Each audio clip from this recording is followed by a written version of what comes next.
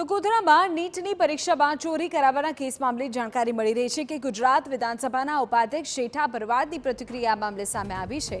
સમગ્ર કેસમાં ઊંડી તપાસ થવી જોઈએ તેવું જેઠા ભરવાડે કહ્યું। તેમણે કહ્યું કે મોટા માથાઓ અને શાળાના સંચાલકોની સંડોવણીથી જ આ પ્રકારનું ષડયંત્ર શક્ય બને છે। પરીક્ષા યોજવા માટે જે કેન્દ્ર અપાવું તે પણ શંકાના દાયરામાં છે।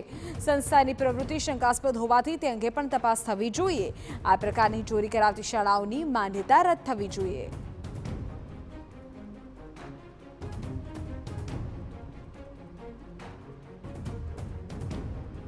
તો માંગણી એવી છે કે આ બાબતે ઊંડી તપાસ થવી જોઈએ અને આની અંદર મોટા માથાઓ અને સ્કૂલના સંચાલકો પણ સંડોવાયેલા હોય તો જ આ વસ્તુ શક્ય બને। એટલે નીટના જે લોકો જે અધિકારીઓએ જે કેન્દ્ર આપ્યું છે એ પણ મને શંકા લાગે છે કે કેન્દ્ર કેવી રીતે આપી શક્યું, કયા ધોરણે ધારાધોરણ મુજબ કેન્દ્ર આપ્યું।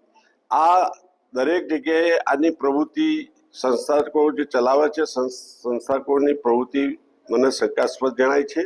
તેની અંદર ઊંડી તપાસ થવી જોઈએ અને જે સંસ્થાના માલિકો છે એના પણ ઊંડી તપાસ થવી જોઈએ।